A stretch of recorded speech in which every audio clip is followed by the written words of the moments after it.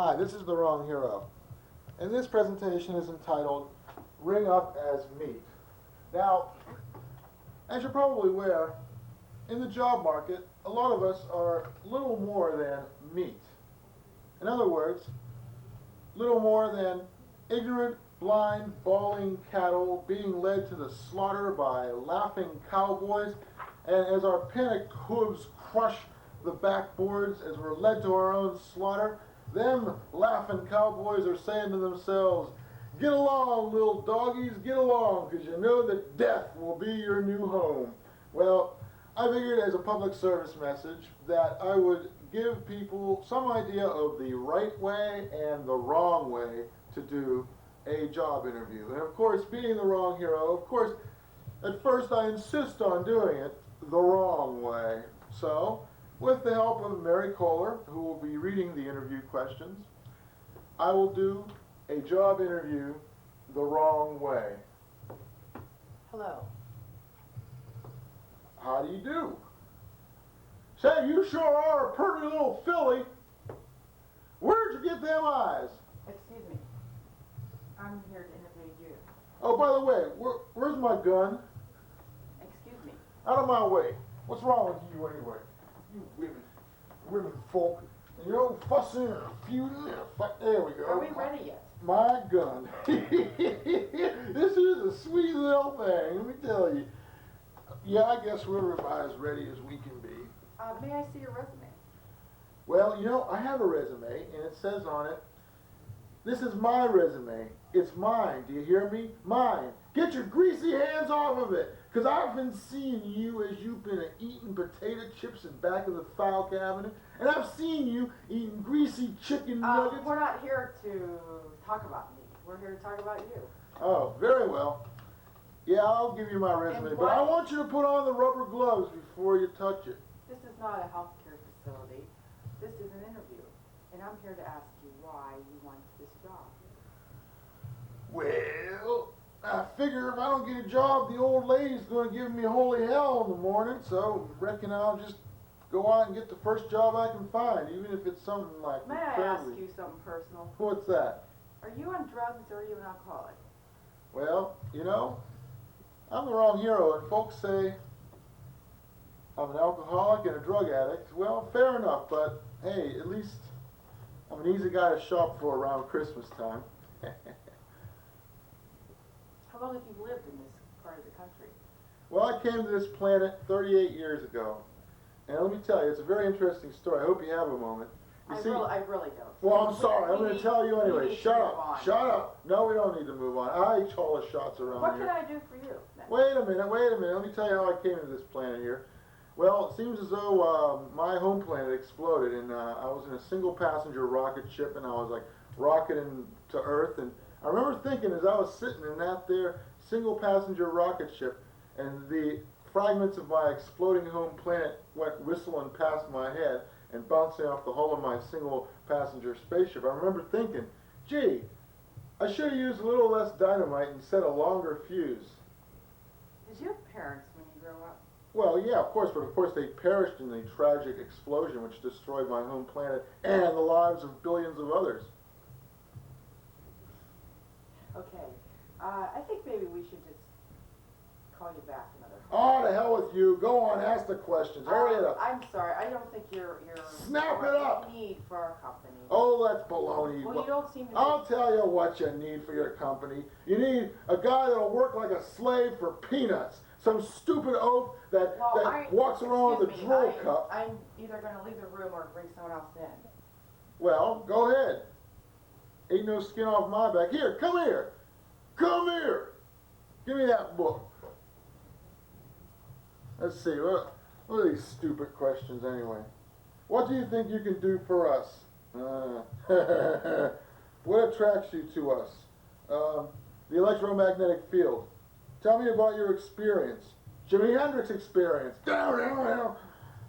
What pay do you have in mind? Try tactfully to avoid answering this one early in the interview. Well, I reckon anything less than $500 an hour is probably an insult to my skills and talent, but I'm willing to start at $9.50 an hour. Is your present employer, here you ask these questions, this is embarrassing, go ahead. Is your present employer, come on, what are you, Is deaf? your present employer aware of your interest in a job change? Well, the fact that I've been reading the want ads in her face during most of the work hours would probably tip her off pretty quick. Also, the fact that I've been dressing a lot nicer in the last 2 weeks than I ever have. My question is, why haven't you been able to get full time at your job? I noticed that you only work 2 days a week. Who told you? Well, I noticed that when I called for you at the library. They said that I only work, those stinking trainers, and I slipped them a $5 bill that say I work there full time. Oh, you can't trust that. You can't, you buy people, they don't stay bought. What's this world coming to anyway?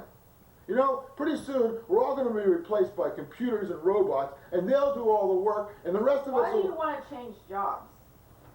Well, hell, I mean, I have to commute 500 miles each way every day to get there. Hell, I get up at 3 in the morning, I get there at 5 in the afternoon. By the time I get back home, What it's 2 caused in the you morning. to enter your job field? Oh, I just sort of drifted into it. You see, I was a sailor for a little while. Yes, I was a Jolly Jack tar, whistling sea shanties, and living in a shanty, by the way. And, yeah. What would you like to do 5 years from now? Well, that's a very interesting question, and you know... And please make it brief. I'm going to have to think about that for a second. You have 1 second. 1 second. To think This about it? interview is just Or to about answer it? wrapped up. Oh, hush.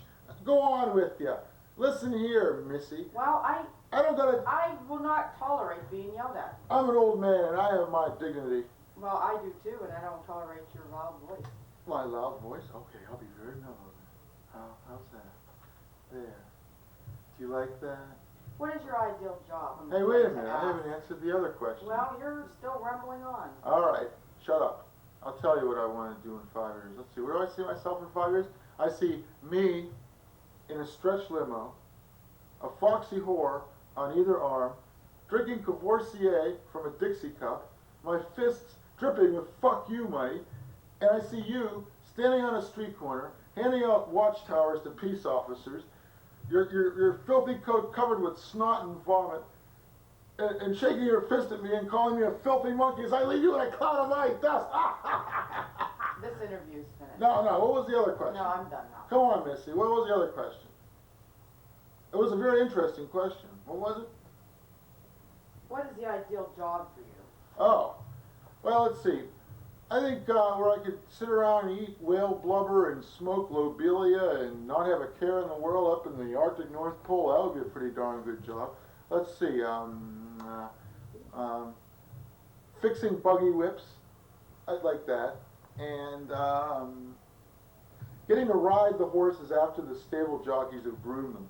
You know, I don't want to actually do all the hard work of grooming the horses and stuff like that, but I would like to ride on them, you know, because it's good exercise and you don't have to do nothing. What's that cutting noise you're making with your hand? Cutting this interview. Why? Come on, finish it No, up. it's finished. No, it's not finished until I say so. Now snap it up. You're becoming to annoy me. Oh, I'm beginning to annoy you. Here, what is this? Your coffee? The hell? Good. How come you dames never put real sugar in it?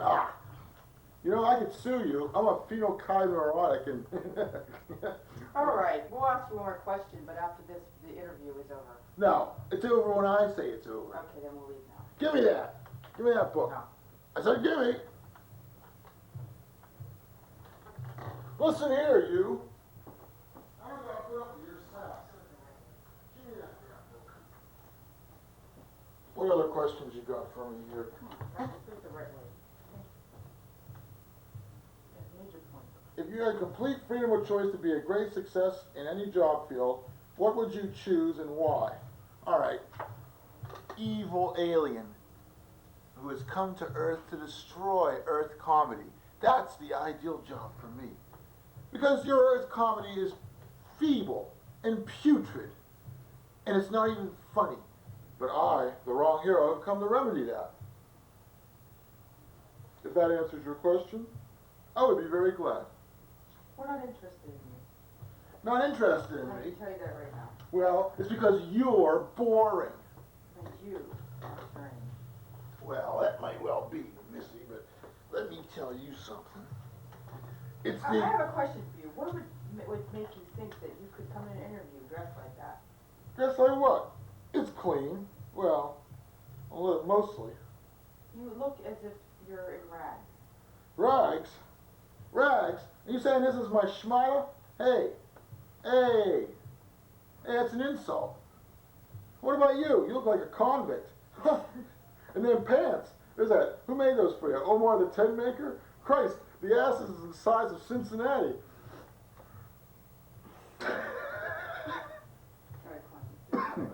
I'm beginning to grow on you, huh? Well, so does cancer.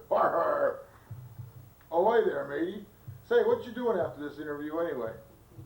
Away from you. Hey, listen. People say I don't got no fucking culture, but I'll tell you something. I'll take you to the dog track, and I'll show you the time of your life. Listen, I got $5 bet on Al's Booger Red in the 5th. And if it comes in, it'll be at 25 to 1. We'll have $125. Yeehaw! That's money from home, baby. 125 smackers. Well, you know, if I had that in my hot little fist, I don't know what I'd do. I think I'd just go hog wild. You'd have to put a bolt in me and bolt me to the floor, because I ain't never had that much spending money in one place since...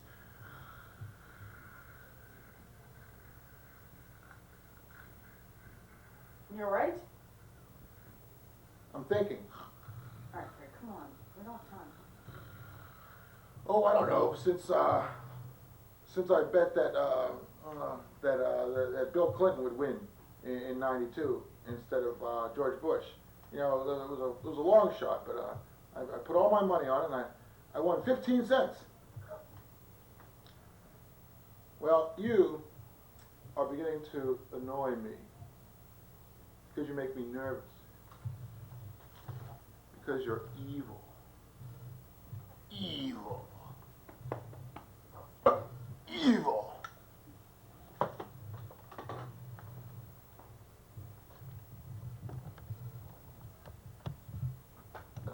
You're sitting behind a desk.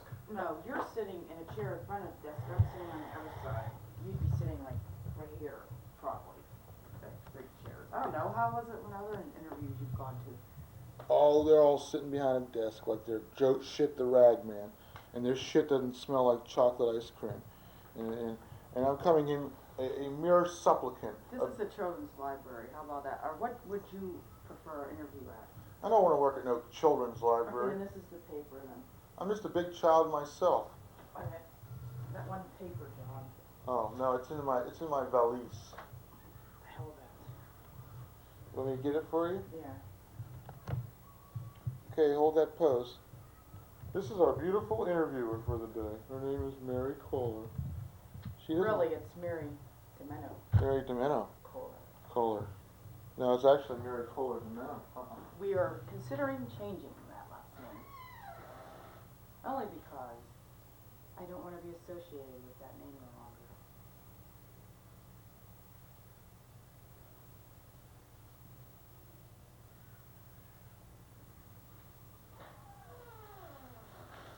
Alright, what have we got here? Classifieds. Is that on? What do you think? Pretend like it ain't. Here. Okay. There it is. Hi, today I'm going to interview Francis DiMenno. The wrong hero. I am Mr. Brian Mann. Brian Mann. No, you're Ms. Brianna Mann. How's that? Human Resources Department. The Providence Journal Bulletin. Speak up! I'm sorry. I'm very hard of hearing sometimes. No, this is the real one, so you walk back in again. Take it off your eyes. Eye contact is really important. What are you going to do when you walk in? Do it again. I'm tired. I have 10 minutes. 10 minutes to interview you. Stand over there. I have 10 minutes to interview you, and I'm not going to fool around with anything else. I want to see. We want to get this day going. Ms. Mann, my name is the wrong hero. Pleased to meet you. I thought this was the real one. It is. Now sit down. Okay, Francis. Nice to meet you too. Okay.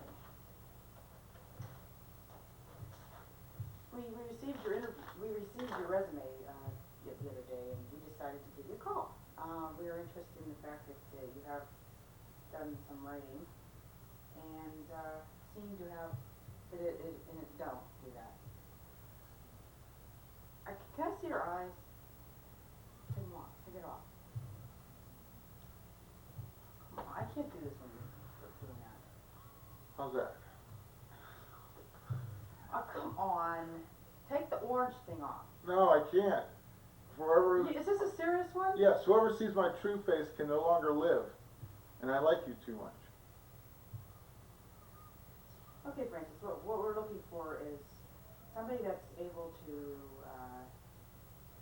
we have an opening for a clerk typist. Are you able to type well? 40 words a minute. Okay, how are your errors? I can type 40 words a minute flawlessly.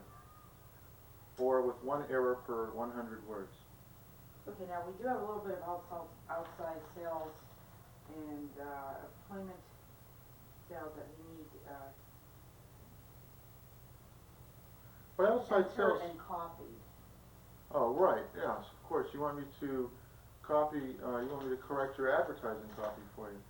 Well, I have a large reference library at home, and am very skilled at looking things up and making sure they're absolutely correct. Sit up straight, too. Good. Okay. Good. All right.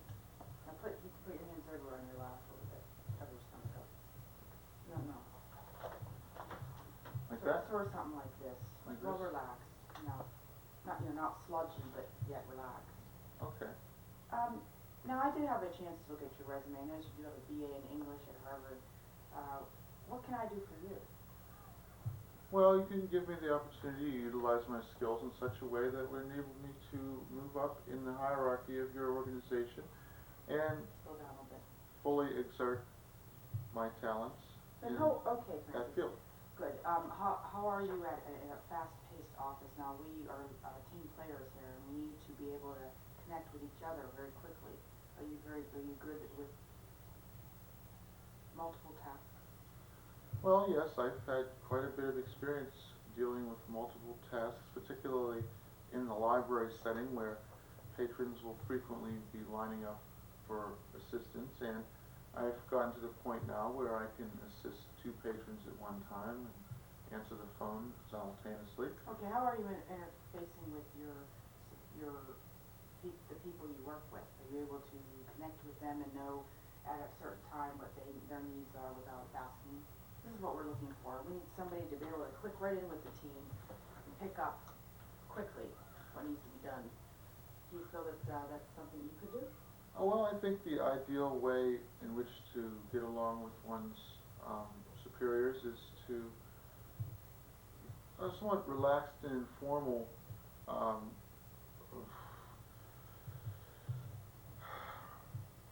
relationship, except of course when it's busy, then of course you have to be able to get right on the job and perform according to expectations without well, the way I look at it, I think that you should Don't ramble. I think that you should be able to anticipate what your employer's requests are Okay, going that's to what be. we're doing right now. Okay. Why are you interested in this company, Francis? I see that you have quite a bit of experience in the library aspect. What could you do? What could benefit yourself from working here? Well, the Providence Journal Bulletin is a pretty prestigious organization, and It is. it is a prestigious organization, and since I live in Providence, it wouldn't be that much of a Oh, so commute. you've relocated? I noticed that you do work in Cambridge. You decided to relocate here? Well, I've already relocated here, and I would like to find a job down here. Oh, okay, is that your main point of interest then? No, I wouldn't say that exactly. I've always admired the fast pace and excitement of a newspaper office, and well, when I was in college I was on the literary magazine, and I noticed that a lot of people who weren't otherwise experienced in literary matters managed to break in by getting on the business board and selling ad copy and So you doing... do have experience with the newspaper then? Well, yes, I've worked for a monthly paper for about 10 years. And what was that called? Well, that's The Noise, and it's published in Boston, and it's a periodical which deals mainly with Boston music. Okay, okay. I've been their associate editor for about 5 or 6 years. Why do you feel qualified for this job? Pretty much said that to me. Well, I think because I'm very good with spelling and I can edit pretty quickly. I have a very flexible mind, particularly when it comes to writing under pressure situations. I've never missed a deadline, and I think I could probably perform up to your expectations and perhaps even exceed them. When we ask for entering ad copy, could you explain to me what we're needing? Well, I think what you need is somebody who will look at the ad copy as it comes in and determine on behalf of the paper whether any corrections need to be made, and if they do, to make them, and not necessarily pester one's superior with minor details. Okay. Somebody who can make judgment calls. Is that what you think you could do for us? Oh, I do believe I could do that. Okay. I have some experience in editing. What attracts you to us? Well, as I said before, the newspaper business is a very exciting one, and I know I don't have the type of experience to break in as a reporter, so I thought that this might be an interesting way to get to learn something about a newspaper organization. Tell me a little bit about your experience. I'm wondering if you,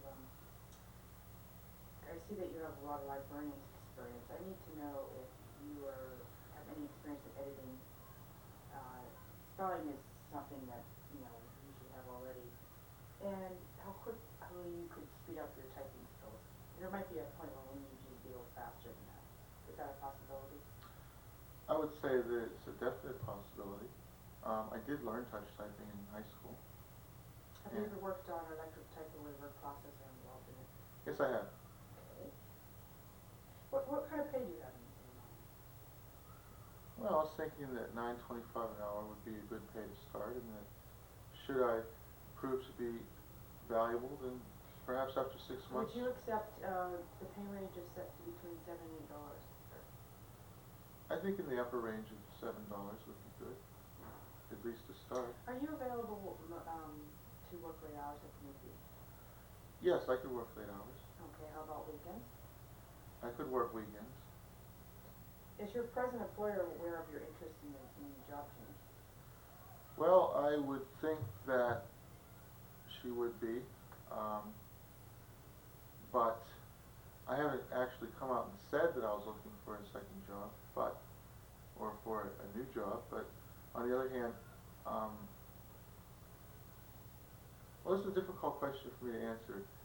Yes, she's aware of it, but not because I've actually told her. Why do you want to change jobs then? Well, I think I've been doing the library for 10 years, and it's time to move on. Tell me a little bit about your degree in English. Did that teach you any kind of journalism? Your journalism involved in that? Well, I was involved with a weekly newspaper at Harvard called The Independent. Any courses? I've taken virtually every creative writing course that the university offered. You're expert in your grammar and diction? I would say that if not an expert, I was at least very much above average in those fields. Say you are an expert. All right, I are an expert in grammar, No. in diction. Say it right. Say I am. I am an expert in grammar and diction too. What are some of the things that you feel that you have shown to be an expert? How well do you know? If you'd like some writing samples, I would be happy to provide you with some. Well, that could be something down the road. I'm interested. What would you like to be doing in 5 years from now? Well, I think that after I've proven my worth to an organization such as yours, I might be offered some sort of role in which I could not only enhance my own talents, but use my enhanced talents on your behalf. Okay, and then what is the ideal job that you'd like to do? Well, I've always felt that I could do a weekly column for a newspaper. Well, what kind of column would that be? Oh, I think it would probably be at least vaguely humorous with some social commentary attached. Oh, so you're speaking of a comic strip? No, no, something more like what Dave Barry does. Can you describe your education to me for a little bit? I know that you have a BA in English from Harvard, but I need to know if you were interested in furthering your education. Well, for a while I was considering going to library school. I got an offer from a journalism school to attend. Yeah. Yes, I got an offer. But the location was the sticking point. I do believe it was down in Georgia. How long ago was that? Oh, about 2 years ago. Why did you pick your major? Well, when I was in high school, it basically came down to whether I would study English, history, or folklore and mythology. And I have an interest in all three of them, but I felt that... Okay, don't go on and on, because I'm getting bored already. I'm telling you. You're getting bored. Well, with an English degree, I think... Get right to the point, get over it. An English degree gives you the equipment to study virtually anything you wish. Okay, good. You're not allowed to ask that. You're not allowed to ask what? If you ever been fired. Have I ever been fired? What are some of your activities outside of... No, wait a minute. No, I don't wanna- skipping around. I don't want to answer these softball questions. Have I ever been fired? They will ask you, what are your extra Curricular Yes. interests? Well, I produce programming for the cable community Don't access. do that. What? Don't go. I show your space and your teeth. I try to avoid showing that anyway. You mean I shouldn't smile? Well, you should go, or the who is, Why? David Letterman does it, and he's famous. What are some of your interests, Francis, outside of a job? Well... Are you on any committees, I'm trying to think, like United Way, are you interested in any kind of, what do they call them? Charitable organizations. Charitable organizations. Well, I am probably going to be teaching a course in comedy down at the Tiverton More social aspects. Four Arts Center. I told Michael in physical fitness, I'm involved in. I'm involved in the AS220 enterprise down on Empire Street. What about for the people? For the people. It's for the people. I volunteer my time once a month, and I work at that organization. So basically, a lot of your extracurricular activities are involved in the writing aspect. Have you ever done any social issues? Have I ever dealt with social issues in... Around where you lived, or have gotten into any kind of... Yes, I campaigned for the mass nuclear referendum in 1982.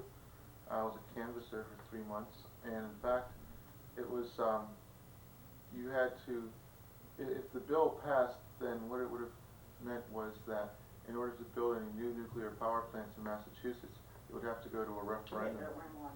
All right. And we won. How do you fit the requirements for this job? Well, as I think I've mentioned before, I'm good at grammar, I'm good at spelling, I'm good at diction. I think I could easily do the job and any other jobs that would come my way during my tenure. Well, I'm wondering, so you decided to leave your job at the library because of location reasons? That is almost entirely the reason. Okay. And why has it been that you've worked there? Well, they wouldn't know that on the resume that you work part-time, right? No, not necessarily. Not unless they came right out and asked me. And as a matter of fact, this summer I'll be working there full-time. Do you have any weaknesses on and off the job I should know about? Be careful with this one. Weaknesses? Well, kryptonite. No, be careful, 'cause I was asked it. What are your strengths and Well, what did you say? I made the weakness be a strength. Right, what was it? I said that at times I'm a bit overly particular on things, and I sometimes just don't go with the flow. Right. Well, I think if I had any weaknesses at all, and I'm not saying I do, but if I did, Everybody has weaknesses. my weakness would be that I care too much About? about seeing that the job is done exactly right. And I have to restrain myself sometimes. Well, how would that be a weakness? Well, because there are occasions where it just doesn't matter that much if it's done exactly right, particularly if you're on a Don't ramble on. deadline. That's the only thing you're doing is rambling a little bit. Okay, so then what would you tell me your strengths are? Well, I would say that my strengths are that I am willing to subordinate my own interests to the greater good of getting something done. If I come into work, What would be your own interest? let's put it this way. For example, if I come into work like 5 minutes early and I see that there's a whole bunch of people waiting, I'm not going to just goof around for 5 minutes until I'm actually getting paid. I'll just like take my jacket off and get right in there and help people. Okay. Okay. Can I have a sample of some of your work? I'd like to see some of the Well, just some have like, editing that you've done. oh, I brought a sample. Okay, and yeah, you can leave that with me. I'll leave it with you.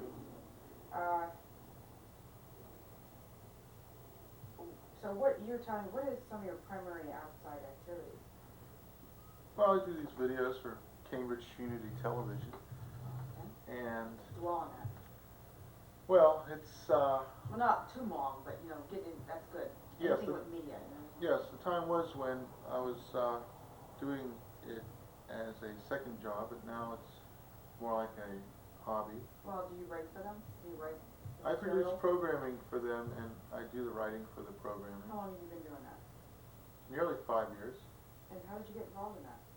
I had a friend who was doing it, and he left town, and he gave me his time slot.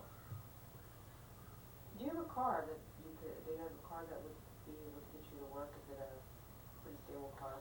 Very reliable. That's what they say, reliable. Not much to look at, perhaps. Don't say that. Whom can we check as references? Oh wait, I gotta tell you a little bit more about the car. No, You know, don't. there's a big rust hole. Even. There's a big rust hole on the driver's side, and the guy that sold it to me said it was a cat door, and he charged me extra for it. Okay, Francis. My concern is that References. you've never have written, done work for a newspaper. Do you feel that that would be something that you can adjust to? Well, I have done work for the Complex magazine that AS220 publishes. Now, I don't know if you call it, it's not really this. That's a difference. It's not on a par with a daily newspaper. In fact, the only newspapers I've ever worked on have been weekly papers and monthly papers. For who? Well, let's see, the Harvard Independent in high school, You better write all this down for you on this interview. and I've been working for the Noise for the last 10 years. And Okay, let's cut it now, but some of my suggestion would be that, all right, we're, okay, Francis, now, what I was taught is if this person's motioning to get up, that means your interview's over, okay? oh yeah? It's Or over, it's if over they- when I say it's over. If they Wes. start folding or, you know, whatever, the interview's over then. This is what I do, when I go in an interview, I walk right in, I say, hi, I'm Mary Kohler, nice to meet you. And then I sit down, and I'm a very relaxed person. And healthcare is easy, because, well, why don't you ask me some questions? I'm applying for the Certified Nurses Assistant, training course. No, I don't, come on, don't, I don't want to. Come on, please. No, I am not wearing that. Can't see, God. I can't, I get so claustrophobic, I don't wanna wear that. Okay. Just wear it like that. Very good. This is ridiculous. Well, tell me something, little lady. Are there any more at home like you? Alright, come on, you're my interviewer. Okay? Wait, I'm walking in the room. Sit down. Hello, Miss Kohler. Hi, Pleased to nice meet you. That's a very attractive ensemble you're wearing. Have a seat, Miss Kohler. Thank you. Let's see. Tell me something. We've had a lot of applicants for this job, and I was looking over your resume, and I was wondering why somebody with your qualifications would decide to apply for this particular job. for the certified nurse assistant course? Yes. Well, I've decided in my past experience that I found my focus to be in helping the elderly that seem to be the most majority that lives in these kind of housing. I notice there's a gap of 3 years in your resume. Well, I'll fix that, but if I don't, Could you tell me what you were doing? yeah, at that time I had young children and I decided to stay home and raise them. What has been your pay record for the last 5 years? Can you tell me a little something about the salary you've been receiving? No, I don't have to answer that. That's none of their business. Okay, well, it was very nice talking to you. I don't not have to answer that. All right, we can't pay the salary you should have. Would you be willing to start lower and work up to that figure? Yes. Okay. It's because I believe in the field. Have you ever been arrested? No. Would you have any concern whatsoever about a full background investigation? No. Excuse me, would that be a act clearance check? Yes, it would.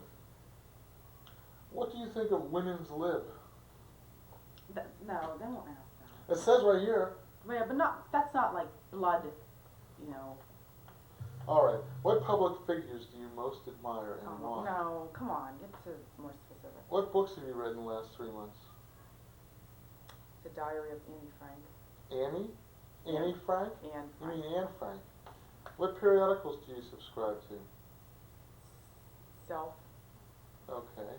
Well, that's interesting because I subscribe to other magazines.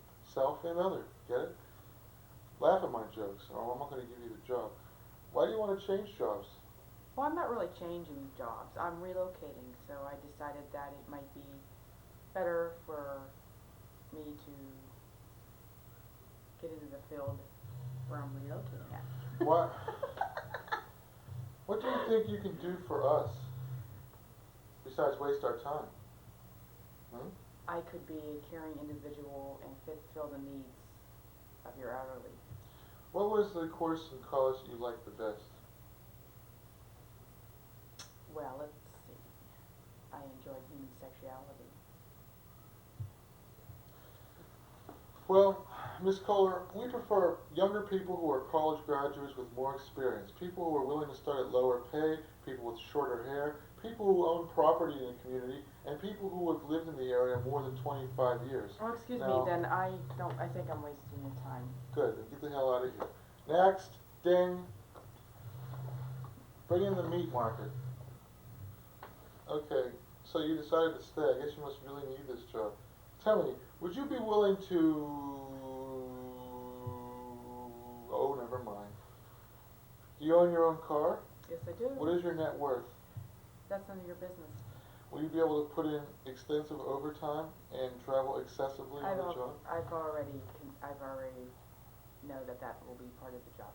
Okay. Can you give us the names of 3 references? They are listed on the paper I just gave you. I see. Does that mean that you're calling me stupid for asking that question? No, I just wanted to make it more convenient for you that you may have it when I leave. Is there anything else you can tell me about your qualifications? Yes. I started out in the emergency medical technician field. I decided that it would be more stable for me to work in a home. The hours were 12-hour shifts, and for my family, I feel that being concentrated in one area would be good. Also, I've also taught CPR, and that perked my interest in investigating the healthcare field more. In other words, broadening my skills and knowledge of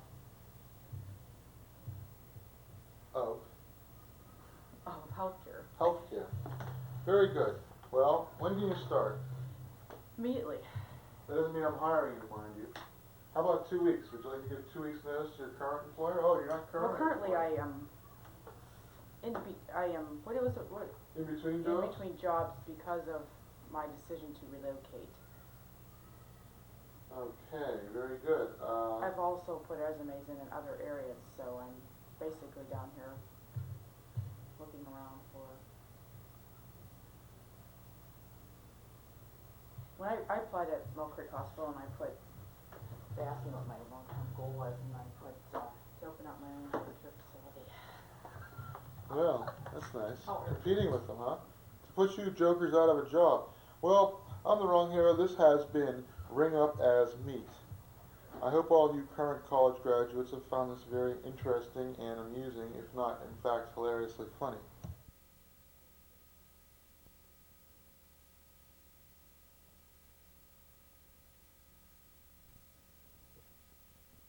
Yes, man.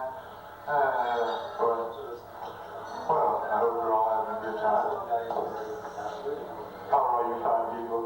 Sure, it's good to see your lovely, lovely faces out here today. I'd like to tell you a little anecdote about the Grammy Awards.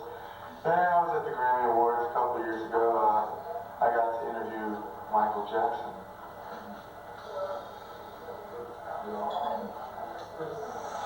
Must have left this. That's just to show how often I change my underwear. Yeah, ever since he touched that sacred spot, I haven't so much as put a piece of soap on there. I wanted to treasure it for always. When the space aliens land, they'll see a big, low hand, and they'll know that one of the chosen ones. All you people out there doing? I want to see your hands! I want to see your hands! Brothers and sisters, if you're not part of the problem, you're part of the solution. Yeah, I'll tell you. I'm not going on until they stop killing baby seals. I made it, man. Yeah, you better get on that phone and get to your congressman.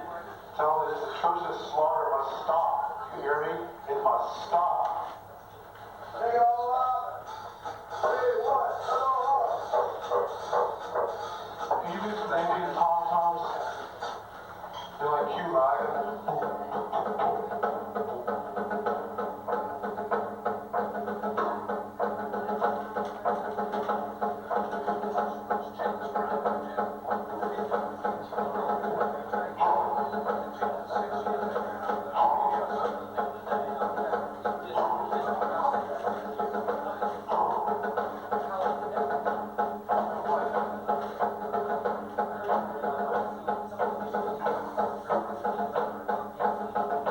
Ever since white man come, many tears have run down the cheek of red man.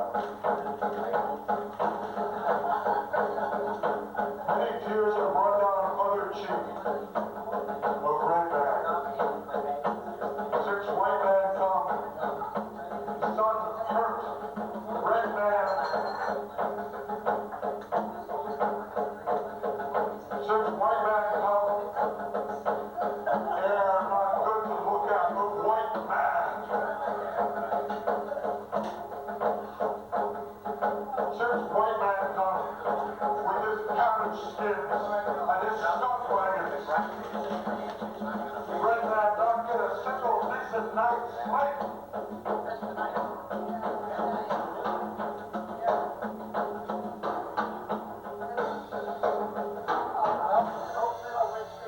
Red man dead song.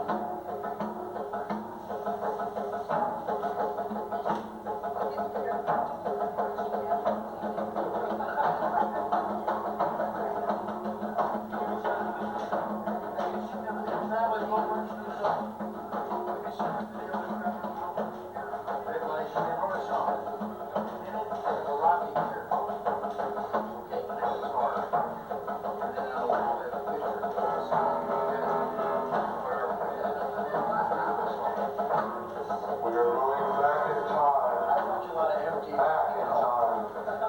Because my kids do, I like it. wheel was born.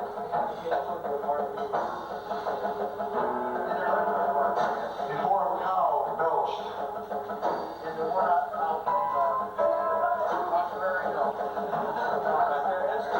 Before English muffins would stay crispy on one side. That's way back. Can we get into a situation or anything? The whimsical little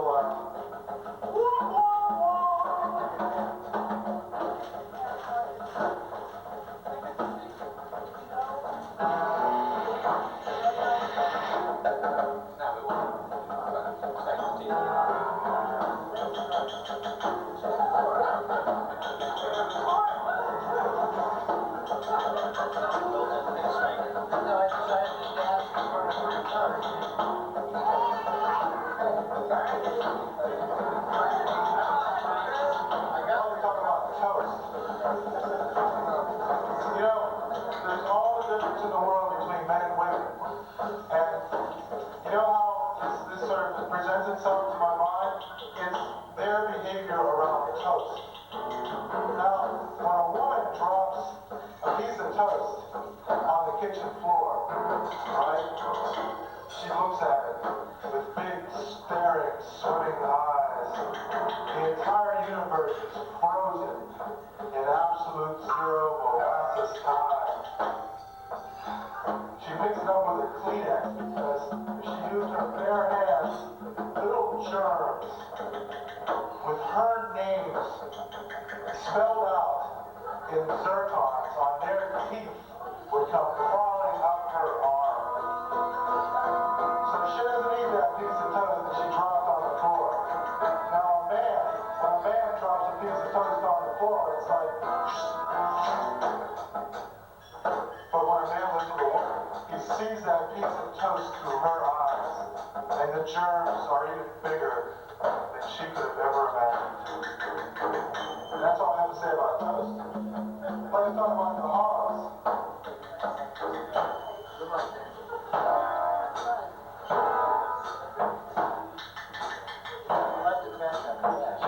There's a religion for hogs.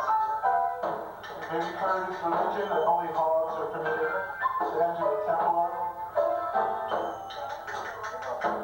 It's called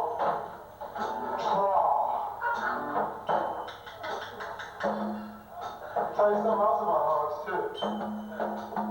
I have a pet hog. His name's Porky. And you know, sometimes he leaves a doo-doo on the rug. Well, I don't spank Porky with ordinary newspapers. I spank him with a special newspaper. The headline reads, Porky gains weight. Page 2, the instant weight gain diet. As for swill, it's instant swill. Just add mud and stir. And what about the problem with the hog and the family reunion? You go to these family reunions, there's always a grunting pig snorting on the kitchen floor.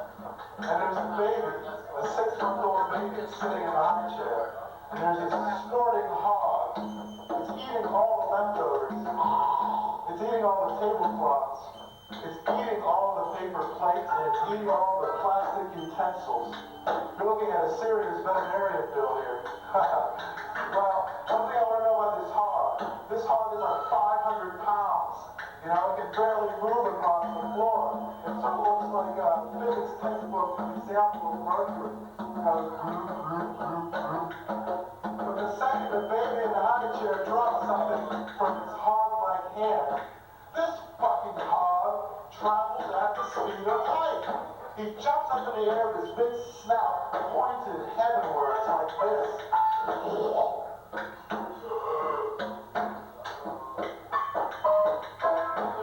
And the relatives of this hog are holding up signs.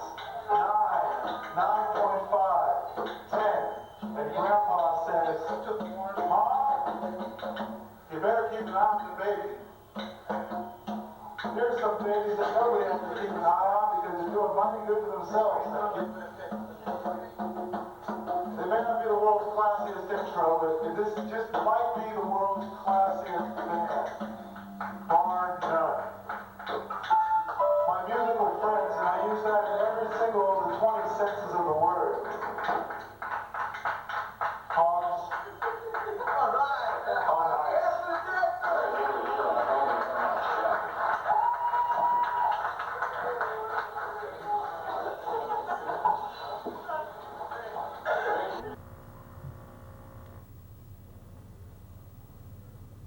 It's like 1, 2,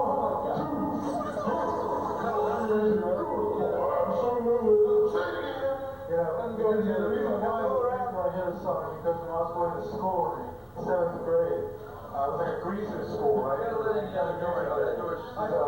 during the lunch hour, they got to play music during lunch in our junior high, but they only had 2 records.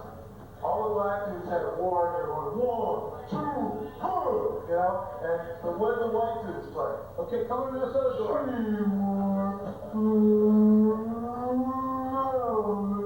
So the whole time you're eating lunch is like Pavlov's dog salivating every time you hear it. It's like 1, 2, what is it good for? 1, 2, 1. You know, like the squabbling factions in the control room with the music. Sort of reminded me of, the city, or something, the urban area that we lived in at the time. I formulated a theory about life. I call it the slot machine theory, right? And if you drop the coin in the slot at the right time, the 3 little slots come up with hearts, and you fall in love. And if you put it in at the wrong time, it comes up red, and it means you owe the money to the taxman.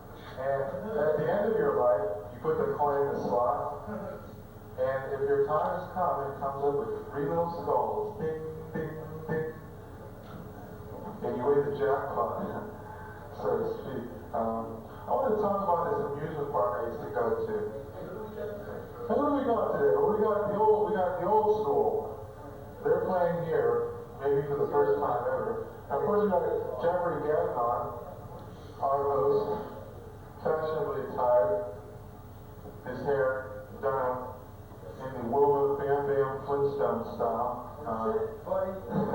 That's great. Where's your club? Right, exactly. What I want to see on my plate is a volcano of mashed potatoes with a mound of peas and a prehistoric slab of meatloaf. That makes my eyes water. It makes me feel as though I'm a 20th century American. But I'm getting off the track. I want to talk about this cheap amusement park we used to go to in Pittsburgh called Kennywood Park. What a great park. Hey, that was great. They had a great roller coaster. You couldn't get on it unless you were over 4'10". Yeah, I was just getting to that. Just getting. All right. What if they had any other stuff like you can't hit the bell on the bell thing unless you're really drunk, or you can't go to this church unless you're this holy. All right. You can't join the army unless you look good and khaki. You could sort of apply to all sorts of things. But this park was really weird. They had a train that went through this rolling landscape, and it was all done up like a frontier-style Western train. The only problem was the scenic view wasn't of Indian encampments, it was of steel mills. Yeah, it's a pretty funky Western here.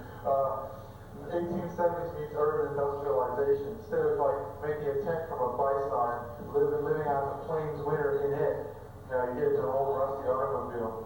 Indians camped out. Carburetor, bad medicine. I don't know. Well, and the tragic thing about Kennywood was it was meant to give amusement to people, and yet there were some children who didn't like Kennywood, like my cousin Bob.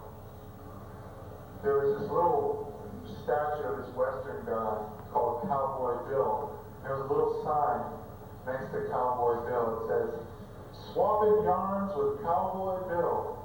And my cousin used to sit on Cowboy Bill's lap and spit in his face and say, "Swapping hawkers with Cowboy Bill." And all the little kids wanted to have their pictures taken with Cowboy Bill and get real upset and go, "Mommy, that man spit on Cowboy Bill." And we go into the funhouse, and there was a strobe light, and maniacal laughter on the soundtrack. My cousin, and mirrors everywhere. While we were going through the room with the mirrors and the strobe lights, my cousin Bob would rise up from his chair and go,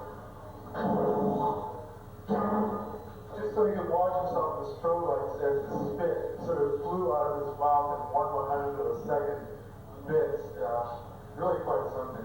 And you know, you couldn't drink the water there because the steel mills used to dump all sorts of shit in the water, and the water tasted like egg yolks. So you get on one of those rides which hurls you at 3 G's in a circle, and you'd be staggering off. If you get a mouthful with egg water, you'd be lying on the bench for the rest of the day. And that's why I'm an alcoholic, because I couldn't drink the water, so when I was 8 years old, I started drinking the 8-ounce pony bottles of Rolling Rock that they sold in the commissary. And that's all I have to say about it. Anyway, thank you. Hey. Hello. I think there's more, but I don't think I'm gonna save it. What do you know about Pittsburgh? Pittsburgh. Pittsburgh. Someone said that Pittsburgh looks like hell with the lid on. Especially at night. Gee, I don't know, what don't I know about Pittsburgh? It's the only place in the country where Hoppin' Gator is marketed. Are you familiar with this beverage? It's half Gatorade and half beer. And people buy it. I guess athletes, you know. Look at these 500 pound barbells, these are here, time to drink some half alcohol, half Gatorade. And what a hangover you're going to get from something like that. But at least you'll be physically fit. Your liver will be like doing handsprings next to your heart, which is something rapidly, but you'll be in great shape. Pittsburgh. I wish I could just free associate all over the place about Pittsburgh, but it's one of the most beautiful and one of the most ugly places in the world. It's the place where industry first hit and turned it into the post-industrial United States. And now it's like burying the lingering scars. It's like some woman who got several abortions and you can still see the scars all over her. And I know, disgusting. That sounds like Pittsburgh here. But that's Pittsburgh, I'm sorry. It's the only place which has hills and snow both. So, I mean, if you know what that scene is. That's what cab drivers used to always say whenever they were giving you a scenic tour of the city. What would a cab driver say? Oh, there's the Mellon Foundation. Old Andrew Mellon. He was Secretary of Treasury, you know. There's the Carnegie Library. Old Andy Carnegie, he ran U.S. Steel for some time.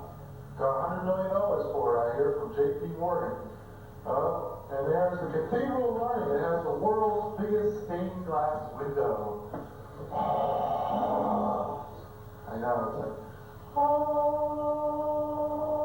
when you enter the precincts of Oakland, which was largely endowed by so-called philanthropic multi-billionaires, these guys, they take these poor bovums, fresh out of Czechoslovakia, stick them in these fucking steel mills at 500 degrees temperature, you know, sweat them, literally sweat them to death, wear them out by the time they're 40, squeeze every last nickel out of the bastards, and then discard them. And then 30 years later, there's a library. Is it called the Steelworkers Library? No. It's called the Andrew Carnegie Foundation. Built on the foundation of all these poor, sweaty, uncomprehending bovums. I thought we come to America land of free. Yeah, this heat is too much. I should have went to Africa. How about them bucks? What? How about them bucks? The Bucks? Oh, yeah, right. So they used to play this annoying commercial on the radio in Pittsburgh. It was like consensus politics epitomized in 4 words. Let's hear it for the Pirates.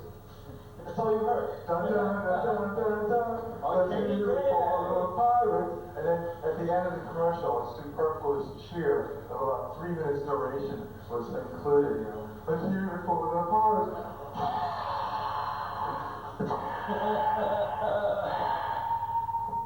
And the other weird thing about Pittsburgh, just to wrap this up. Is everybody enjoying this?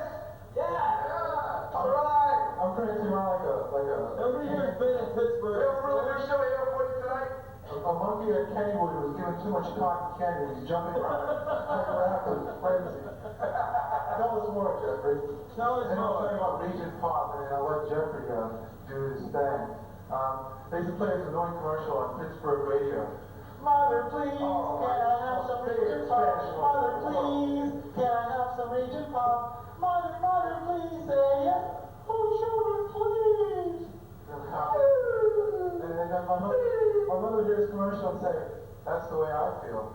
And one last thing, she'd also see the commercial for corn pops where this guy's on a horse and he's riding through a cornfield, he whips the corn and it turns into corn pops. And she used to say, You're so bad, that's what I'm gonna have to start using on you. The with that joke. That's why I never wanted to be a parent, because I never wanted to get to the point where I say to my kid, say that whip, that's what I'm gonna use on you, little fella, if you don't start doing like I say, pronto. Anyway, this was fun. Alright. Time up here, I worked out, and thank you all for your kind attention.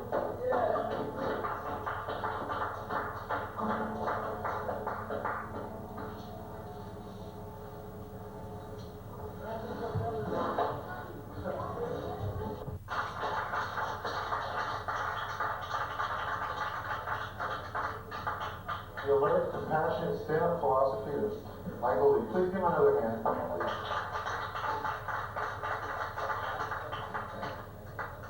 That's me.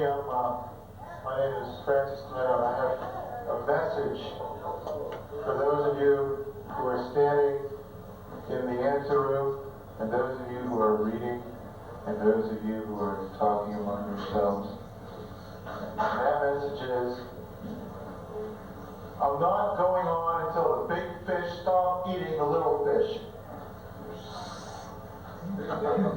Oh, great. Oh, great. Woo, woo. We love you, Francis. Oh, boy. Thanks, Jeff. You know, that makes my day. I saw a funny thing on the way over here. I was passing the city dump and I saw some hogs eating a newspaper. They were eating a copy of USA Today, and the headline read, American pigs are overweight. And on page 2, they were eating that too. And the instant weight gain diet. And, as for swill, it's instant swill. Just add mud and stir. My parents, can I get serious on you? My parents wanted me to succeed, and I said, who cares? My parents wanted me to get along with others, and I said, hey, I can't get along with you fuckers, My parents wanted me to be neat and have good manners, and I said, fuck that. And they wanted me to be mentally alert, I think. I don't really remember. All I want is, I just want to have as much fun as possible, as long as I don't have to pay for it. I go to parties, when I go to parties, I want to be so cool, so with it, so together, that nobody talks to me, nobody notices me, and nobody makes me the center of attention. And I think I'm getting my wish. And I don't like it one bit. I feel good about my job because nobody else can do my job. Nobody else, I know that I can't be replaced in my job, nobody else can do my job, and that's why I'm getting fired next week. Well, my job had a lot of opportunities for advancement, like you start out as a backstabber, and eventually you get to work your way up to trader, if you were really good. But I don't think the prospects are looking too good for that because the market is saturated, if you know what I mean. We're going to franchise this place here. We're going to franchise this in Providence, Rhode Island, and Portsmouth, New Hampshire. We're going to call it the Hummus Hut. And the gig is going to be, we're going to have franchises near the Canadian border. Eskimos and falafel. Can you see it? Frozen mastodon on a stick. And instead of having a microwave oven, a big clothing cauldron, with like a little baby harp seal sticking out of it. No, not with the baby harp seal jokes. Yeah, really. I'll get into the agent jokes, right? My agent called me the other day. He said, Frank, sweetie, darling, baby, how are you, big fella? Listen, Frank, your act is hilarious. Your act is hilarious. It's really funny the way people don't laugh. He said, get it together, Frank, get it together. I'm going to have to replace you with Tiny Tim. That's my hard luck story. I bought it. I had a nasty chronic itch right here. Whenever I get nervous and I start to feel insecure, I start scratching it. So I bought a cat. Unfortunately, he was declawed. So, having a pet is sort of like having an inexpensive kid. Isn't it? When my girlfriend says to me, let's have a kid. And I say, shouldn't we get married first? Let's buy a house. Shouldn't I get a job first? Yeah, you know, I never got married. You're supposed to say, why? Why? Because I don't like watching television. I like to watch TV shows written by American Indians. The plot lines center around stolen pemmican, you know. A man is chewing red man under a sign. A no smoking sign. Unfortunately, it's a real red man. What was the name of this Indian hero? Maybe Mohawk or something? I'm just making this stupid phrase up as I go along. What else do I hate about, like, one of the reasons didn't I get married? Because I hate lying to my wife whenever she asks me if she looks good and she doesn't. She spends hours in the bathroom. What is she doing in there? Painting a mural? You know? The birth of toiletries. Estee Lauder is handing over a bottle of Ralph Lauren or something. I just don't know. It's like, I don't like to lie to her, because every time I lie to a woman, here's what happens. My eyebrow goes up. Some people walking around like this all day. You look beautiful, dear. No, not at all. Yes, dear, I love you. I love you all the time. You want to make me sick? I don't know. They're trying to teach computers how to think. They're trying to teach humanity with computers. And you know why they're doing that? Because they haven't been able to teach it to their children, so they figure, gotta start somewhere. I'm trying to teach humanity to a cat, but it's not quite working. And instead it acts like a chimpanzee, and it swings around on the steam pipes in the basement. Well, at least he works for peanuts, low overhead, all those dumb jokes. I don't know. Should I get out of here or what? Do I stop? Get out of there! Keep going, get out of there, keep going, get out of there. It's like Dr. Jerkoff and Mr. Hyde. Keep going, get out of there. I thought of a TV pilot. It would be called Cats and Bogs. It would be a cartoon about this suburban street called Menagerie Street. And it wouldn't be about suburbanites, it would be about their pets. Like the Bogs would have a pet dog, and the Cats would have a pet cat, and they'd get along. And the weird family down the street would have a pet tarantula and a pet boa constrictor, and the Bogs would buy a hog, but it would be eaten by the boa constrictor. That would be one episode. And the tarantula would be named Fang. And he'd be making all sorts of snide remarks about the normal humans on the street. Sort of a cross between Roman Holidays and the Addams Family, I guess. Remember that? When they had the Flintstones, they had the Jetsons, and they ran out of thematic concepts. And so, let's do a cartoon about Romans. We'll call it the Roman Holidays. It was really one of the worst cartoons ever. I'm really one of the worst comedians ever, too. Let's do this thing. It's, you ever get phone calls from drunks at 3 in the morning? Too long. Yeah, all the time. Well, Tom, we know what kind of people you have, but Tom, you have been so far in the morning. He's up all the time. He's a sleepwalker, I guess. Well, this call I got at 3 in the morning, it's like, ring, ring, hello. It's party time! I got a babe on one knee and a bottle in the other hand. Come on, let's go, it's party time! Why are you calling me at 3 in the morning? Well, you're the only friend I have who answers the phone that late, you know? And,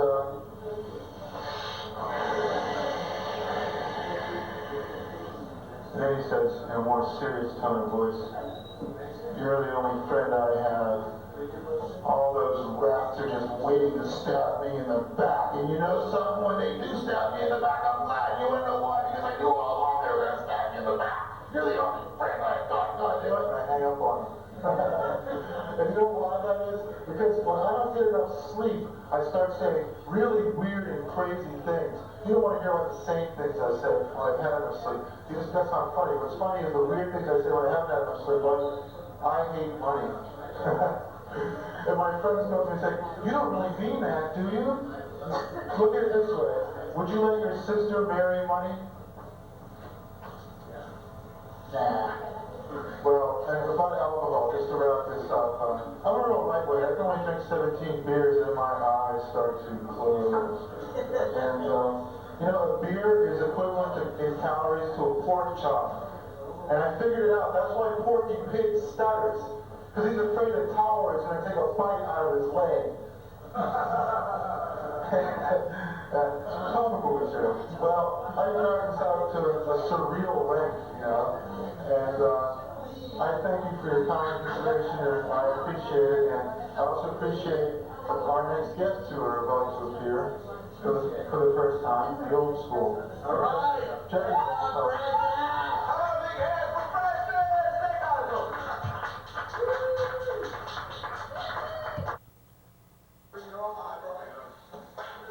Wait, let's see, we do it in 30 seconds. The time it takes for our friend Gary to say was the time to tell a story. It's not a story, it's just, I was thinking the other day, people say about cars, they say, cars give you your freedom.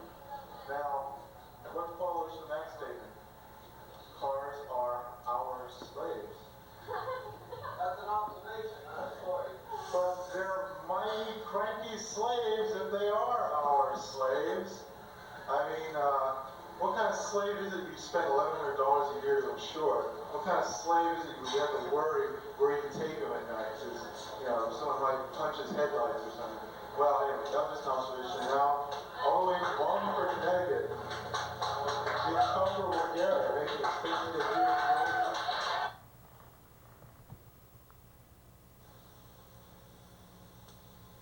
You want to know why that is? Why? Because I was in the hospital. You want to hear about how I went to the hospital? Oh, all right. Well, I was down in Louisville, Kentucky, and my old friend Carl, we were sitting on the porch, and Carl was old hound dog, he was licking his balls, and I says to Carl, gee, I wish I could do that. Carl looked at me sort of cockeyed, and he said, get to know him first. Well, anyway, I went to this comedy club down there. It was called the Funny Farm. And the fellow who was the MC, he had us in this little room before the show began. And he said, now, I don't want any of y'all using that there C word. We were standing around going, wow, what C word? What C word is this? Cash? And we finally, we were like shouting out answers, cocksucker. Cocksucker, you know perfectly well what I mean. I don't want you using them other words either. Well, I thought it was going to be a clean show. Everybody there was telling incest jokes, and the dirtiest mouth character of all was a policeman. Well, after the show, the policeman, he sort of took a shine to me. He came up to me and he says, son, I know a nice place you all can play at. It's called the Old Log Inn, and it's down in Bellow Valley, Alabama. Well, we figured it was only a 2-day drive from Louisville, so we figured we'd just get in old Carl's '67 Mustang with the rear seats missing from it, and just drive on down there. So we took old 65 down through Nashville, down through Birmingham, and we took 28 south till we got to old Dadeville, I think it was now, up 49 to Bellow Valley. Well, it's a 2-hour drive from Opelika, but we'll get to that later. Anyway,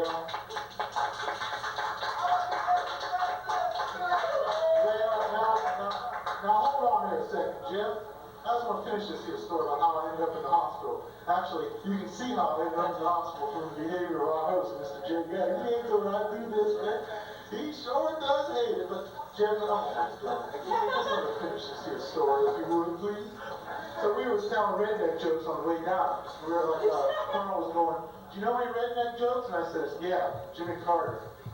So then I decided to do a little more on him. I says, Carl, how can you tell if a man from Kentucky is level-headed? Gee, I don't know. Tobacco juice dribbled out both sides of his mouth. So we went down to Louisville, we picked up some of their newspapers they got. They got Southern Living, and they got the National Enquirer, and they got all these papers I'd never even heard of. And they all had these mysterious diets in them, like the Jackie Gleason diet, beer and diet pills. And then we had the XX diet, shed ugly brown pounds in seconds. Well, we had ourselves all this diet stuff was getting us hungry, so we had ourselves a 7-course dinner. It was a 6-pack of red, white, and blue, and a bag of chalk. Yeah. Wait a minute now, I didn't even got to the point where I was put in the hospital yet. Went to the drive-in, right? We went to the drive-in and we had a double bill feature.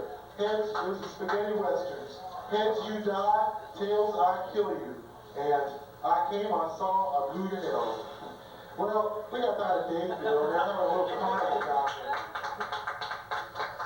They had a little carnival, they was like, This old redneck was sitting there with a big belly, and there's a sign next to him. Guess how many cases of beer? Guess the weight. And they had games too. They had a Wheel of Fortune, where one of the prizes was a lottery ticket, and the grand prize was a jar of Hellman's mayonnaise. Yes, sir. We had a little time.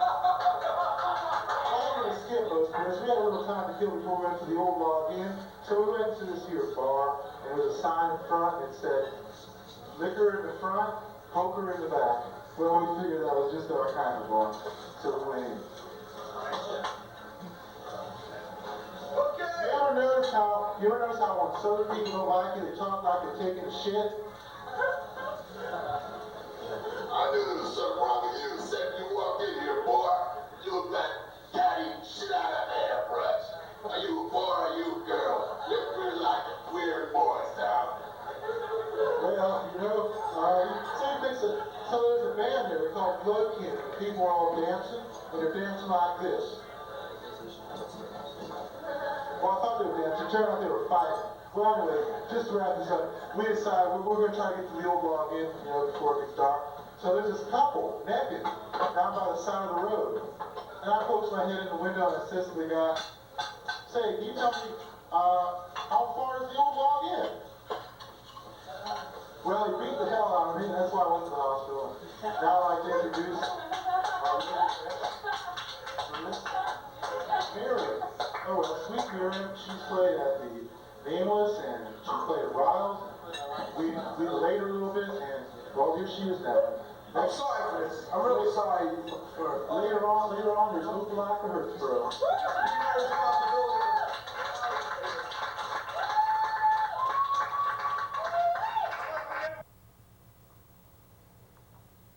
I was also wandering around in a stupor. But there's one thought I couldn't get out of my mind, and that was I was at this party, and there was this beautiful golden toilet. So I went everywhere to look for this golden toilet. Now, uphill, over dale. I mean, this is a small town. I mean, there's like cow shit in their backyard. I mean, it's like a dairy community. It was also a resort town and a college town. Pretty dreary place. They used to call it, the town fathers used to refer to it as Dentonboro. And it was right near Erie, which they used to refer to as Dreary Erie, the mistake by the lake. But I was talking about this golden toilet. I was going around town, looking everywhere, knocking on every door. The police were watching me, it's like, who is this guy? What's he want? So finally, I just about to give up, searching for weeks to find this golden toilet. So I knock on the door. This woman answers and says, pardon me, but do you have a golden toilet? And she says, Harry! Found the guy that shit in your tuba! Depending on the drama, we could go.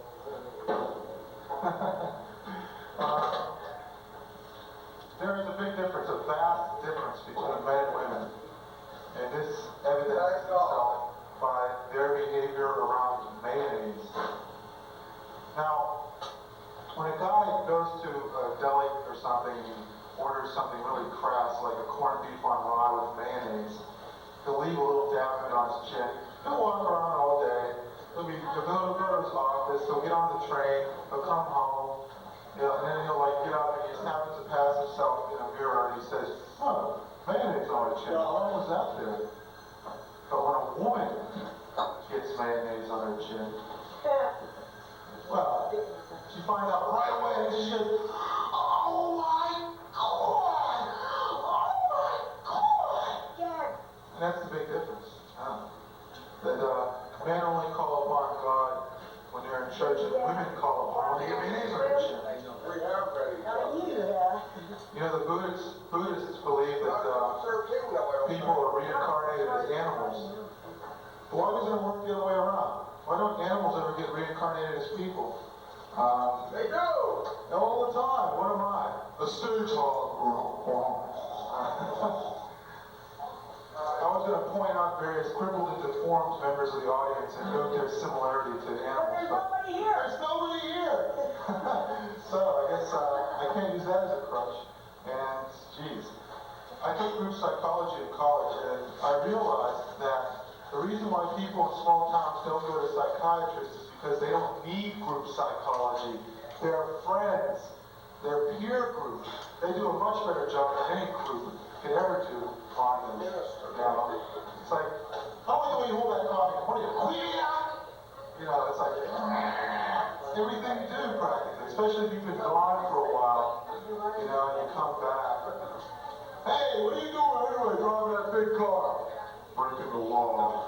You know, what do they expect you to say?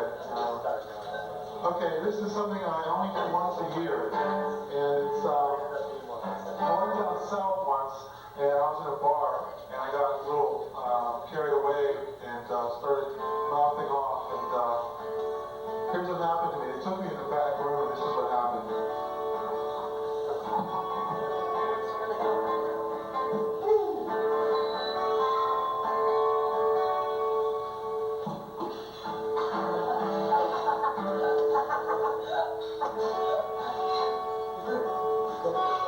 Thank you.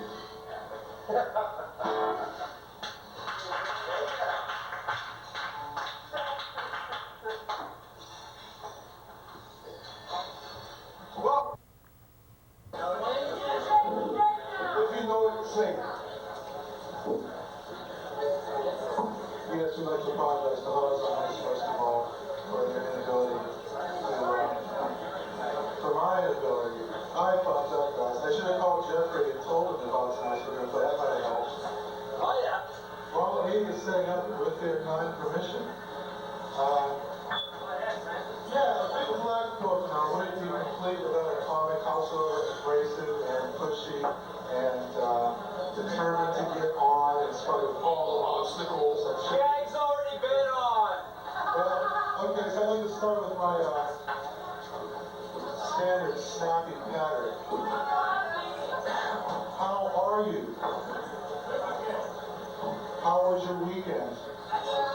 What do you do for a living?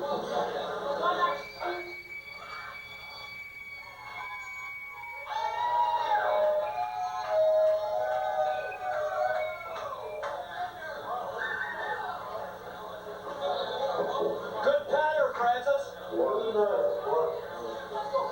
Okay, wait. I went to a veterinarian.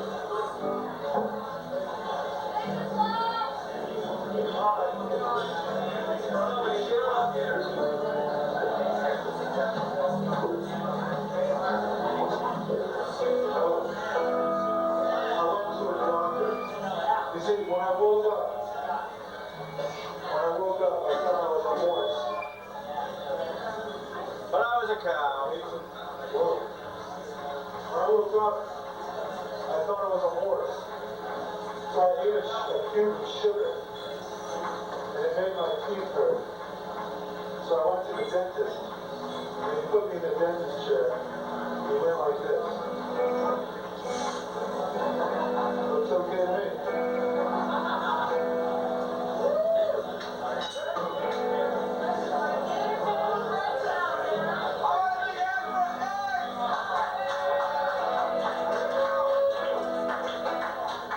Before we do it, I'd like to do an impression for you. I've been practicing this for a week.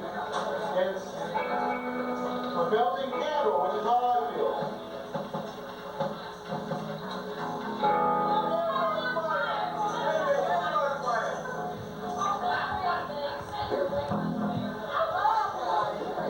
Holy shit, he's really on fire now. How we got it, He's really on fire, boys and girls. He's got a big bald spot. All right, Francis! Yeah, you know, what we're doing is I'm working an optimist. You know what I'm an optimist? I'll tell you why. I'm an optimist. Because I figure everything could be a whole hell of a lot worse. Noah could have gotten drunk and said, fuck it, throw the animals overboard, bring the fish on here. So I say, fuck it, throw the animals overboard, let's bring on, hey!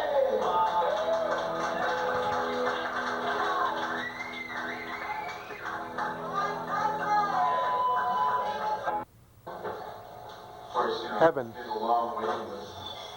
Of course, the guests get to go first.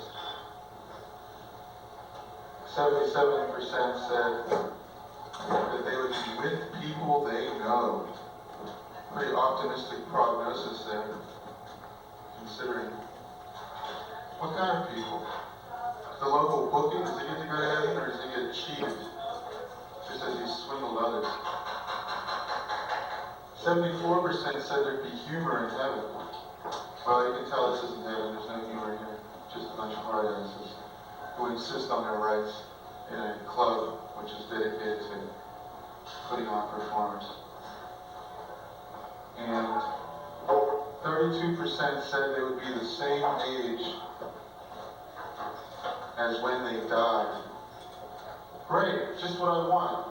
Hang around a bunch of 64-year-olds with arteriosclerosis, beauty, Parkinson's disease, strokes, some fascinating conversations are going to go on there. Can I get you something to eat? You know, nice weather. What is nice weather? It's always nice weather up here. What do you think you're going to heaven for? Dope. And bumper stickers in heaven. My favorite topic. I pray for celestial choirs. Honk if you are Jesus. My other car. I don't know. My other car is a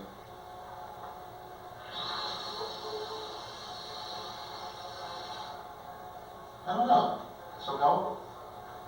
What would the other car be? Would there be cars in heaven? Or do they have mopeds? Bicycles? Bicycles, alright. Yeah, solar powered.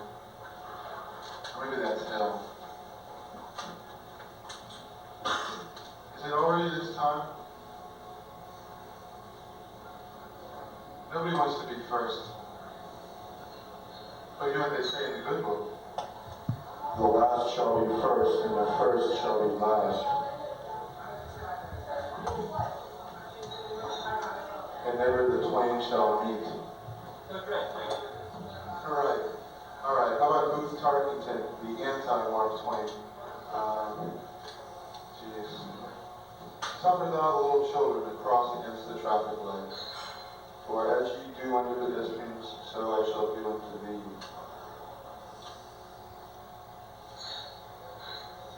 When a woman maketh a left turn signal without putting on her signal light, forgive her. Even so shall the traffic cop forgive thee. Woe unto ye drivers of vans. Just as thou hast obstructed our vision, so shall we obstruct thine. When before our Heavenly Father we sit. Could this actually be the first performer of the evening? Joe?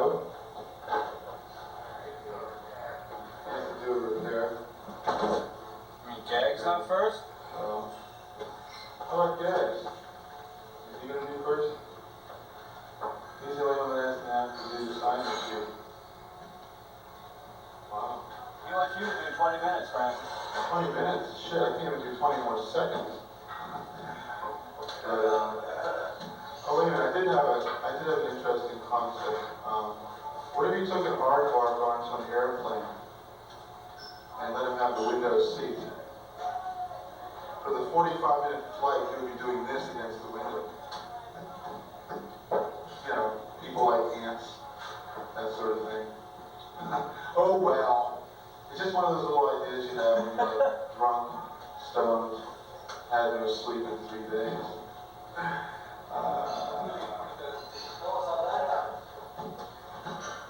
Well, I had a little argument with my partner. You see, I had to claim to a gold mine. Well, he claims he was there first. He says if it weren't for him, I wouldn't even have got me on the ground floor. He said, I sold you all that equipment. I sold you them big beams, and I sold you that hardback, and I sold you that there pork salt pork. See how confused he is. And well, I don't know how it's going to turn out, but I'm looking on the bright side. I think there's enough to share. You can have the lead tailings. They're more valuable than gold anyway, or they will be, if the Bush administration is any indication. Alright, well, just to get the hell out of here. Tell us more about Pittsburgh. Pittsburgh? Jesus, why do you want to... What is this fascination with Pittsburgh? I'll tell you about my Uncle Pete. Yeah, right. He was actually a pretty heavy drinker. We used to sit and watch him drink. You know, I mean, we didn't know how until we watched Uncle Pete. It's like, set him up. But he did leave me with that one unforgettable saying. You can pick their nose, and you can pick their ass, but you can't pick their relationship. No, I still haven't figured out what it meant. It's been 25 years. Okay. Otis Redding for Frank.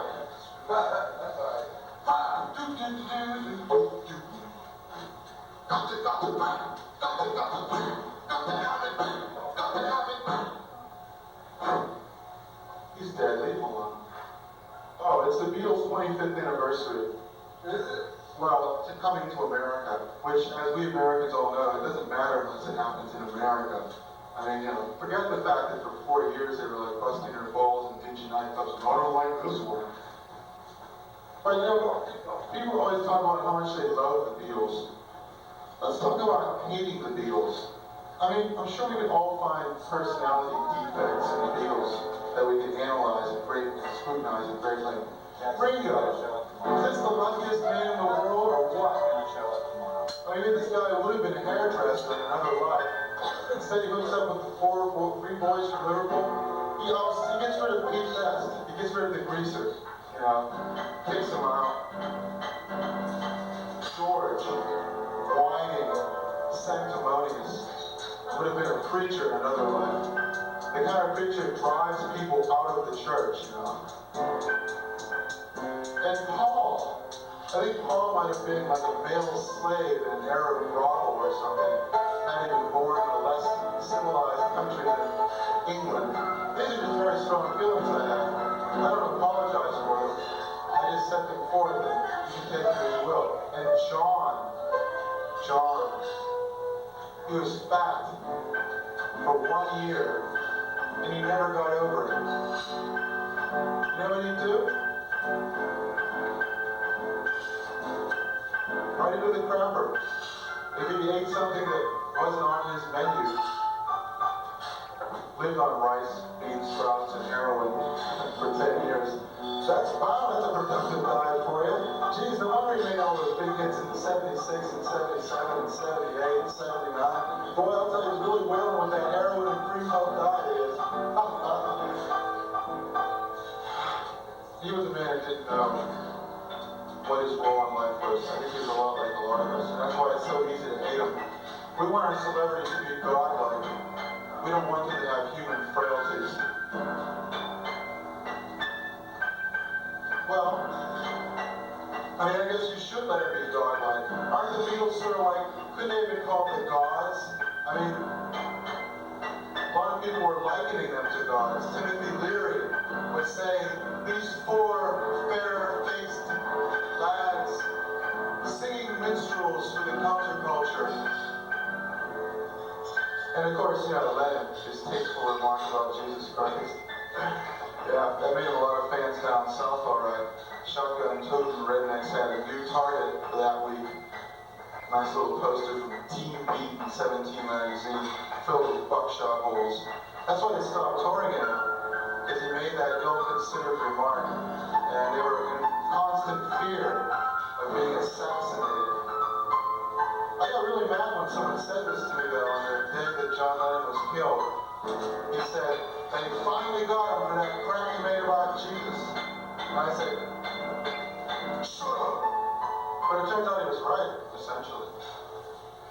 And what was Mark Chapman's role model? Holden Caulfield. Great man. This fucking neurasthenic 15-year-old who like drinks too much coffee and blows cigarette smoke in the faces of nuns. Boy, what a role model for me. Yes, sir. Actually, I read Catcher in the Rye. It's a deeply disturbing book. Nobody under the age of 16 should be permitted to read it. It's practically pornographic. It's because it takes the veil off of American society in a way that I think most teenage teenagers aren't prepared to deal with it. So Mark Chapman gets a hold of this book, he reads it, it fucks him up. He goes out and shoots somebody. One Bible gets replaced with another. And you know what his confession was? He had a copy of Catcher in the Rye and wrote on the title page, "Read this book and you will understand everything." Can you imagine the definition that came out of that? 176 pages. Listen to the White Album sometime, and you'll see that most of the themes are religious. But essentially, the three major themes of the White Album are worship me or perish. And I have been gone from my lover, but now I am returned. And the third major theme of the White Album is self-pity. Awash in a sea of drugs, floating on a myopic cloud of bliss. The brave multi-millionaires assail those people who are foolish enough not to regard them as God. And a prime example is everybody's got something to hide except me and my monkey. Your inside is out, your outside is in. Your inside is out, your outside is in. So come on, come on. Come on, let's get together. Come on, let's get together. Come on, let's make it easy. Come on, let's make it easy. Make it easy. Make it easy. Everybody's got something to hide except for me and my monkey. I'm not quite sure about the one. I think it was Yoko Ono who was being referred to. I do believe that the British president at the time characterized her as looking like a monkey. Standard racism. There's a monkey. There's our opening act. Why, it's none other than the famous watermelon swing. How famous is he? Let's hear it for Honor Havoc here. Come on now. Oh yeah, well, mustn't forget the little lady. Okay, we mustn't forget the little avatar. James, but did you bring a slide guitar? Who wants to be first? It's terrible. Go on up there. Get on up. Well, this is as good a time as any to announce the changes that have been imposed on us from on high. Changes. Yeah, it's good, do it while the room's empty so you don't have to take the heat later on and people come back next week and say, "Hey, you're charging $2. What's this shit with the sign-in sheet? Used to be you breeze in at 7:15 and get to perform." Nope, sorry. Our little Fuhrer has decided he has dictated to us that people must sign in the week before. I'm going to fight this all the way to the top. I mean, you can't fight City Hall. I think people should come in between 6 and 6:15, spread the word around, and sign in for the day of the show. Who the hell wants to come out for an open mic a week in advance? Really? Does that make sense? Yeah, it's not even open anymore if you do it that way. So, anyway, I suppose I should get out of here and sign some more people up and do my real job, which is collecting money so that Jeffrey can get rich. And while I'm standing there shivering in rags, holding out a tattered pork pie hat, begging for straight change. Good polyester suit at that. Yes, Good indeed. polyester. Jeffrey will roar by in his regal limousine. Yeah. He'll have a gram of cocaine on each nose, and he'll say, "Here, take some of this funky asswipe here," fling a couple $100 bills in my face, my startled face, and I'll say, through eyes dimmed through years of neglect and reading in the dark, Gag nut's gone. "Weren't you famous? Weren't we famous together once?" My eyes are dim, Jeffrey. But I can see that you've obviously prospered. I have prospered. And now, The man in the polyester suit that can sell your religion. here he is, the high priest of the Pro-Magon Christ. sect, Good. Mr. Jeffrey Gagnon. You should see what we were saying about him before he came here. That's it. Jeffrey's out. I'm not it. I can't work with him no more. Like, and then Billy says, "But Francis." No, but anyway. No, but anyway. I think it's a good but I'm not sure about the rest of it. Okay. You don't have to fill every single second of dead air full of your inane babble, friend. You know that, don't you? Well, you're doing pretty good at it. Francis, you're not going to get another chance to get up here and do your real monologue. You know, you blew it. You should have just let it be. We were going to have a band tonight, by the way, called Deadweight Lost, but they called last minute, last night, and said, our bass player has a final exam, so he can't make it. Oh, I forgot. Final exam. Great. That's wonderful. Okay, well, that's all right. You're not leaving us in the lurch. Too much to see, asshole. We'll make it somehow. We'll fill out the time. Get out of here, you. All right, Jeffrey. Fuck off the stage. Okay. Do I know what Hazel the rest of you want to do it? Jig it.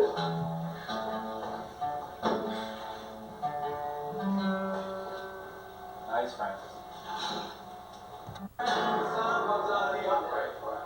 Thanks. All right, ready?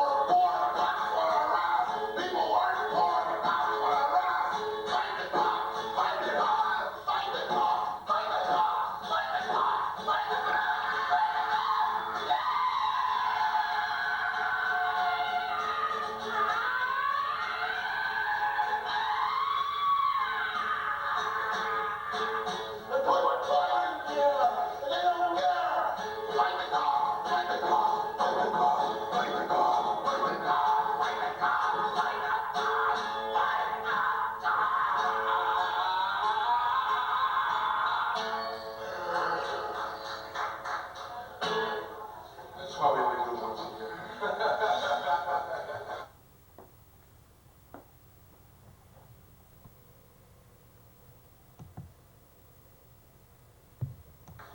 Conrad Cardi, call her supremely untalented, but she's the exact opposite. Boy. We're going to bring up some poets. Sia Bongai, and then after Sia, we'll have Alex Jackson, if Alex deigns to regale us with some of his poetry. But for right now, let's bring up Sia Bongai. If anyone sees a little black notebook, bring my notebook. I'm looking for it. Roger's going up there to the ritual. It's not in your table, is it, anybody? It's not the big black book, it's Billy's flexible black notebook. I should mention that on Saturday, starting on April 1st, we're going to have Watermelon Slim, Honor Havoc, the Old Dogs, and they'll be performing in tandem with other bands, and that will begin on April 1st. National Technology, AIT. It's right over there. The voices go on now. Oh boy, love is all around. Hello, you folks. There's a Sandy. Hi, Sandy. There's a $2 cover charge. So drop it in the hat if you would be so kind. Thank you very much. I guess. AC will be here tonight. They themselves ought to be arriving shortly, but they'll play it around 7, we hope. 7:30 if things get buried. Is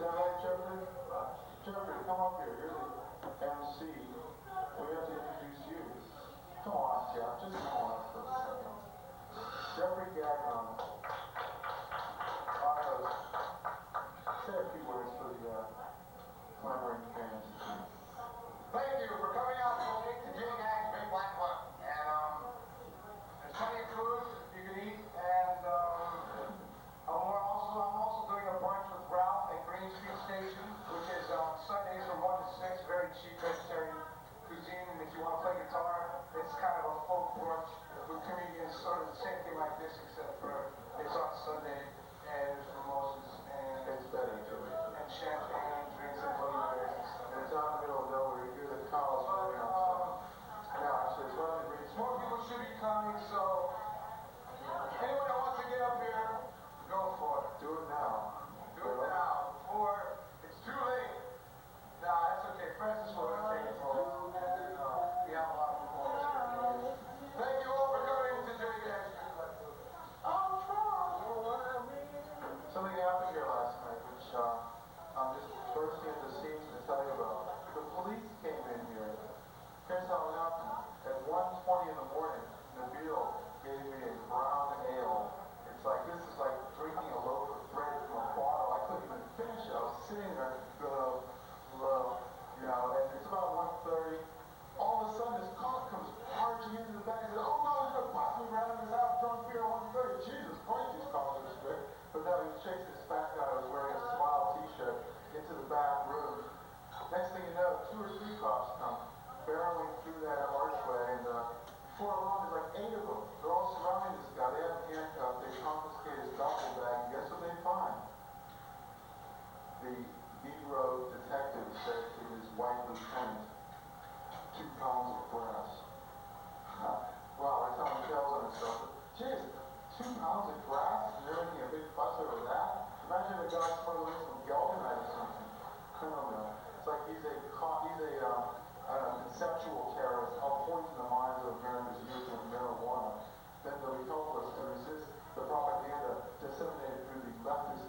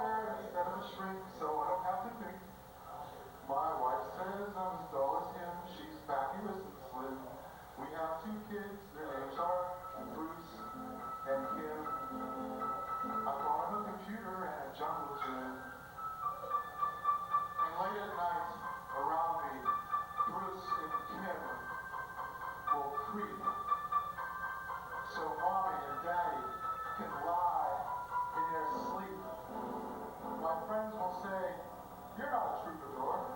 So why'd you have to go and write this stupid song for? And I say I'm a young professional dude. And I'm growing old. And when I get to number one, I'll drop you cold, cause I'm a young professional dude. Oh, thank you. Does anybody have any impromptu things they'd like to say? Come on, just jump up here. This is what this is for. There, do it. Do it. Do it. Do it to your satisfaction. You have that chord here?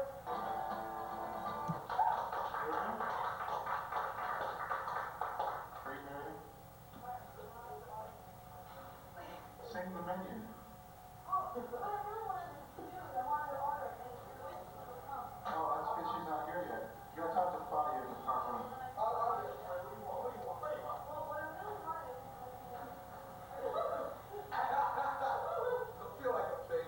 Step on up and declare it to the world. What do you want?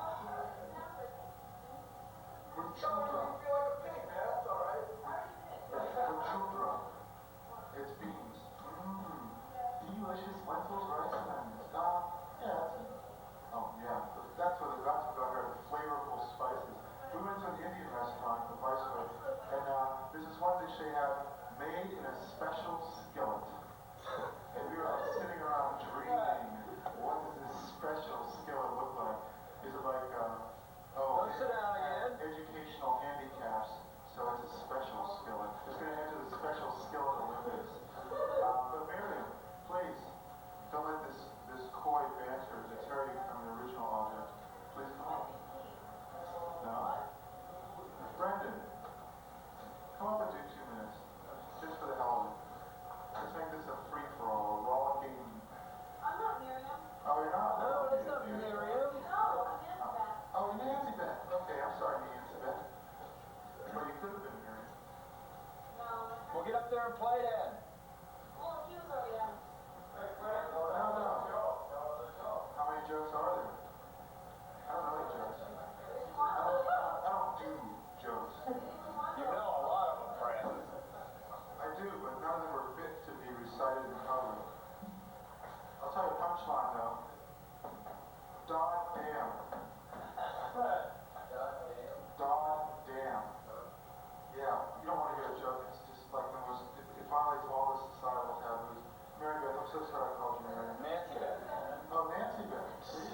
Wow, isn't that ridiculous? Come on, Francis, get off the stage. Oh, yeah. Get off the stage. You know what? Every time I hear that, I'm going to dive head first onto the carpet. Yeah. Start saying it. Get off the stage. Get out of there. Don't do it. What kind of sucker do you take me for? Here she is. Nancy Beth.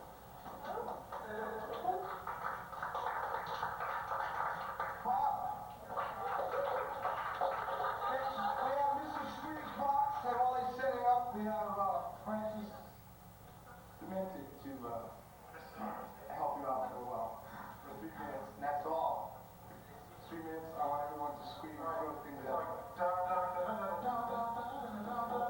Got the clock ready? What is it, 60 minutes? My girlfriend here, she's really supportive. I should establish rapport with you all, but I just don't have the time because it's only 3 minutes, right? Okay? You got me? Good. Okay, my girlfriend, she says, she's real supportive. She says to me, Frank, don't be a goof. You know? She says, you got no culture, Frank. And I say, what do you mean I got no fucking culture? Took me to a fucking dog track, didn't I? She says, you got no ambition. And I said, what do you mean no ambition? Everybody in Central Square says I'm the biggest bum around. Jeez, I'm sick of everything, including myself. You know why? Because I'm my own worst enemy. You know why I'm my worst enemy? Because I hate my parents, right? I hate my parents. At my wedding, I gave myself away, okay? But that's all right, I married myself. I fought the maid of honor, also me. Get it? I hate my worst enemy. Here's how I met me. I looked in the mirror and I said, what winks and fucks like a tiger? It was love at first sight, I'm telling you. Easter. What if Easter was set in the Wild West? Hey, we got some chocolate flowers we gotta round up there. we celebrate Easter every year. We make a little fire with pastel jelly beans, and we get a roasted, frozen, solid-bodied chocolate rabbit. It looks so good next to the chocolate replica of the angel rolling away the stone. You know what Billy Roy said to the owner's son on Easter? They were all like congratulating his 10-year-old son and saying, Happy Easter, Happy Easter. And Billy says, fuck you and fuck the fucking Easter bunny on the fucking ass. Man, I'll tell you, that guy is not a free on the phone. I took my cat to the veterinarian. The veterinarian said, your cat's hairball remedy is malt flavored. And I said, what? She said, what's the matter? I said, oh, I thought you said it was mouse flavored. I was going to say my cat is a vegetarian, you know. All right. Every time you watch a coffee commercial, what you ought to do is imagine that instead of coffee, it's cocaine. What's the matter, dear? Only half a line? Oh, cocaine makes me nervous. The doctor says if I don't stop snorting cocaine, they're going to take my nose off and sew a button on. You haven't heard of Coke Light? Coke Light? Coke Light. The coconated Coke. Roger, we don't miss that funny little whistle when you breathe. Thanks to you, man, the Coke Light. Coke Light, everything you always wanted for cocaine. And you can snort it by the fistful. I was reading this thing in Time magazine. It said that in heaven, 60% of people interviewed about heaven said that they would be reunited with their loved ones. And 38% said that they would be the same age when they died. Great, I can look forward to like hanging around with a bunch of atherosclerotic 64-year-olds with strokes, you know, compelling conversations are going to go on there. Can I get you something to eat? No thanks, Pops, I'm not hungry. Somehow, money, you know, money is an abstract thing. But people treat it as though money were a person, and the way that this strikes me is they refer to money, they say, Get your fucking hands off my money! and it's like, get your fucking hands off my blood. Come to think of it, they're one and the same, aren't they? I don't know. Money, circulation, commerce, I blew it. I'm a comedy junkie. Stop me before I joke some more, okay? I heard one joke when I was 10 years old. Really soon it moved up to 20 jokes a day. I see myself in movies, you know, but I'd always be the weird guy. You know, like the guy in the science fiction movie who gets eaten by a Venus flytrap on Venus, you know. The kind of guy who, I don't know, he's like, Who is that stranger? Oh, don't be a no-mind, that's Fuzzy the village drunk. you know, I'll never make it in showbiz because, tell me if I'm right about this. Do I look like a big, slow, stupid bear? Sort of like a paw on the Hillbilly Bears, which was this really shitty cartoon, which I'm not going to talk about. Well, I was going to do some peaceful concentration camp humor, but fuck that, man. You guys are too good a time for me to ruin it. So, I'd like to bring on our next guest, whoever that might be. Mr. Squeezebox! Miriam! Oh, Mr. Squeezebox himself! He came in with an adorable child. We were hoping to have her as well, but we'll have to settle for Mr. Squeezebox.